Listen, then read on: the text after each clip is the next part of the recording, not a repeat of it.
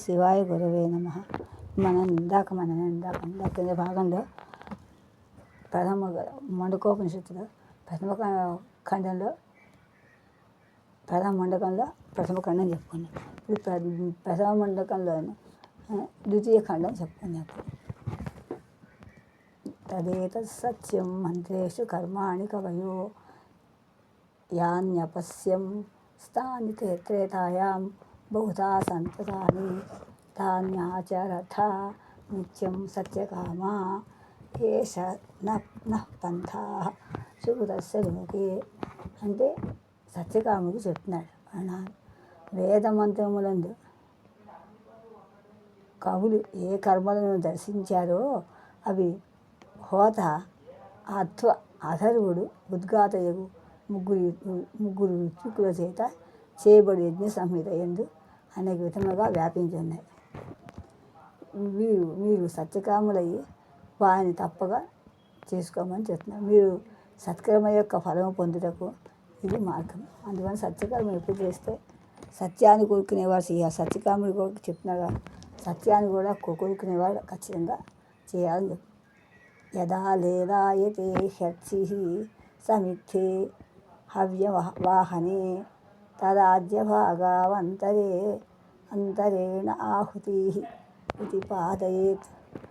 సమిధుల చేత అగ్ని మండుతుంటే జ్వాలలు ఎప్పుడు ఎలా కదులునో అప్పుడు దక్షిణోత్తరమైన దిక్కులన్నీ కూడా వేల్చేరుని నేతులకు మత్స్య ఆహుతులకు అర్చించవలను. అంటే ఎప్పుడైతే చుట్టూ దీపం పెడితే చుట్టుపక్కల నాలుగు పక్కల వస్తుంది. దీపం పెడితే నాలుగు పక్కల వస్తుంది. దిక్కులు నాలుగు కూడా దక్షిణోత్తరం కానీ అలా చేయాలి.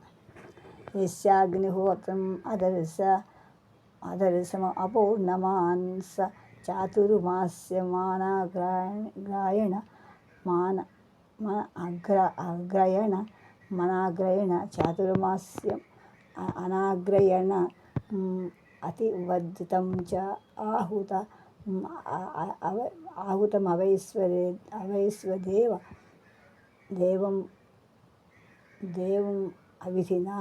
అవిధినాహుతం ఆసప్తాయమాం తస్య లోకాన్ హినంతి. అంటే దర్శ పౌర్ణములు, చాతుర్మాస్యములు, అగ్రయణములు అతిథులు లేకపోతే లేనిది కాలమును హోమం చేయబడేది, వైశ్యదేవమును లేనిది యథాశాస్త్రము హోమం చేయబడేది. ఎవరి ఇంట అగ్నిహోత్రం ఉండునో అట్టి అగ్నిహోత్రం యొక్క వాని 7 లోకములను నశింపజేయను. ఇప్పుడు ఇంట్లో అగ్నిహోత్రం చేస్తూ ఉండాలి. అగ్ని చాతుర్మాసమే కాదు, ఇప్పుడు కూడా పౌర్ణమి అమావాస్య కూడా చేస్తూ ఉండాలి. లేకపోతే యథాశాస్త్రం యథావకాశం కాలమాన్ని పెట్టి చేస్తూ ఉండాలి. చేస్తున్నా అట్టి హోత్రం వాని యొక్క 7 లోకాలు నశింపజేస్తుంది. చేయకపోతే చేస్తే ఏమవుతుంది? కాళీ కరాళీ చ మనోజవాచ సులోహిత యాచసుధూమ్రవర్ణ స్ఫులింగిని విశ్వరుచి చ దేవి లీలాయమానా ఇది సప్తజిహ్వాః. అగ్నికి 7 జిహ్వలు ఉన్నాయి. ఏంటో చెప్దాం, వచ్చేస్తుంది. కాళీ ఒకటి, కాళీ కరాళి మనోజవ సులోహిత ధూమ్రవర్ణ స్ఫులింగిని అయినటువంటి ఈ ప్రకాశిస్తున్నది విశ్వరుచి అని 7 కూడా ఇటువంటి 7 అగ్నిహోత్రం జిహ్వలు. ఇప్పుడు నా పక్క 7 పక్క తిరుగుతాడు. అంటే జిహ్వలు అగ్ని యొక్క జ్వాల పేరు. ఏతేషు యశ్చరంతే భ్రాజమానేషు యథాకాలం చాహుతయో యదాధాయన్ తన్నయతేచ్ఛాయేతా సూర్యస్య రశ్మయో యత్ర దేవానాం పతిరేకో అధివాసః అని. అంటే ఈ అగ్నిజ్వాలు ఎప్పుడు ప్రకాశిస్తూ ఉంటాయో, ఎవడు ప్రకాశిస్తుండగా ఎవరు కర్మలు చేస్తాడో వాని తగిన కాలంలో ఆహుతులు పైకి తీసుకొని వెళుతూ సూర్యరశ్ముల ద్వారా దేవపతిని చోటికి తీసుకొని పోదు. అందుకనే దీపం పెడుతున్న దేవుడి దగ్గర చెప్తాం మనం. అతత భూతో నత చంద్రభాతి సూర్యభాతి చంద్రతారకం హేమాభావితో భాంతం అని చెప్తాను. చంద్రుడు లేడు ఇక్కడ, కానీ ఆ భావన వస్తున్నాయని చెప్తాను. దేవుడు పెట్టండి అంత అంతరార్థం ఉంది. ప్లవాహ్యేతే అదృఢ యజ్ఞరూపో యజ్ఞరూపావష్టత అష్టాదశోత్తం అపరం ఏషు కర్మ ఏతచ్ఛ్రేయో ఏభినందంతి మూఢాః జరా మృత్యుంతే పునరేవాపయంతి. అంటే 16 ఋత్విక్కులు, యజమానుడు, భార్య అయిన ఈ యనమండుగురు కూడా యజ్ఞరూపమైన నావలు. యజ్ఞానికి నావలు ఉండాలి, సముద్రాలు దాట నావలు ఉండాలి. ఆ నావలు ఎవరు ఇక్కడ? యజ్ఞ నావలు 16 ఋత్విక్కులు, 16 యజమాని చేసేవాడు, భార్య అయినటువంటి ఈ 18 యనమండుగురు కూడా యజ్ఞరూపమైన నావలు. భార్య లేకుండా చేయకూడదు. అస్థిరమైనవి, వీరిని ఆశ్రయించి చెప్పబడిన జ్ఞానవిహీనమైనటువంటి కర్మ తక్కువది. జ్ఞానమైన కర్మ తక్కువది. దీన్ని శ్రేష్టముగా ఏ మూఢుడు కొనియాడతారో వారు మరలా చావు పుట్టుకలు పొందుతూ ఉంటారు.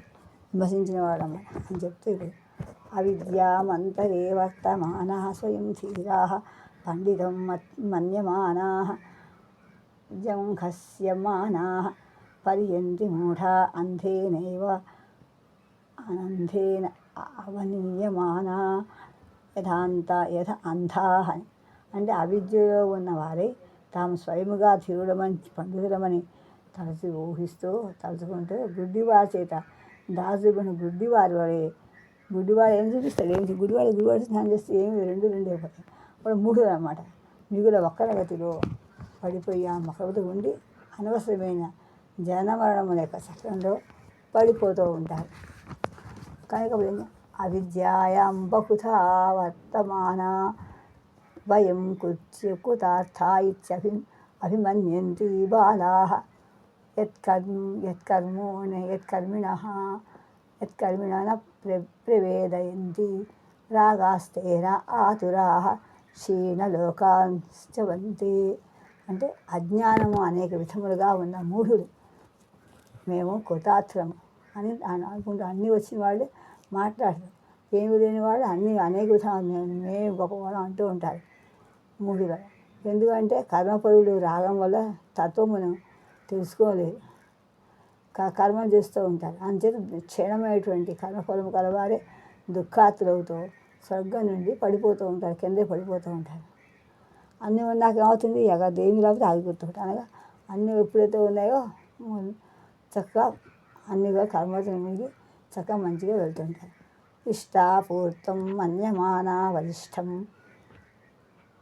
నాణ్యశ్రేయో వేదయంతే నాణ్యత్ శ్రేయో నాణ్యత్ శ్రేయ వేదయంతే ప్రమూఢాః నాగస్య పృష్ఠతే సుకృతే అనుభూతేమం లోకం హీనరతరం వా విసంతి. అంటే విసంతి అంటే ఇష్టాపూర్తములే. అంటే యాగాదులు వాపీకూపాదులు అంటే నూతులు తక్కువటం శ్రేష్టమైన వాణిగా తలంచుకొని ఇతరమైన ఆత్మజ్ఞానం శ్రేష్టముగా 3 తలంపరు. అది 3 ఇప్పుడు ఆలోచించరు. వారి స్వర్గము పైన పుణ్యం అనుభవించి పెదప మత్స్యలోకము కానీ పశుపక్ష నరకాహీన లోకము కానీ పొందుతూ ఉంటారు. ఇష్టాపూర్తిగా ఎవరైతే వాడు అంతగా కర్మఫలం దేవుడికి అప్పచెప్పాలి. అందుకే భగవద్గీతలో కూడా ఏం నాకు అప్పచెప్పమన్నాడు. నువ్వు చేయటమే నీ పని, నాకు వదిలే ఫలితం అన్నాడు. తపశ్రద్ధే ఏ హి ఉపవసంతి అరణ్యే శాంతే విద్వాంసో భైక్షచర్యాం చరంతః సూర్యద్వారేణ తే విరజాః ప్రయాంతి యత్ర అమృతః స పురుషో హి అవ్యయాత్మ. అంటే ఎవరైతే శాంతులే విద్వాంసులే భైక్షచర్యను చెల్లిస్తూ అరణ్యంలో ఉండి తపస్సుని శ్రద్ధగా సేవిస్తూ ఉంటారు, తపస్సుతోటి వాళ్ళు దోషము నుండి వీడి సూర్యుని ద్వారా అమృతుడగును. ఇంకా అభియుడును అగు. అమృతుడును సూర్యుడును అభియుడు అయినటువంటి పురుషుని చోటికి పోయిద్దరు. సూర్యుని ద్వారా సూర్యుడు తీసుకెళ్తాము నాకు అమృతుడు సూర్యుడి దగ్గర సూర్యుడు అందుకు ఇద్దరు అందుకు కలుస్తాం. పరీక్ష లోకాన్ కర్మచితాన్ పరీక్ష లోకాన్ కర్మచితాన్ బ్రహ్మణో నిర్వేదమాయాం అస్తి అకృతకృతేన తద్విజ్ఞానార్థం సద్గురుం ఏవ అభిగచ్చేత్. సమిత్పాణి శ్రోత్రియం బ్రహ్మనిష్టం. అంటే ఎవరైతే కర్మ చేయగలిగేటువంటి లోకాన్ని పరీక్షించి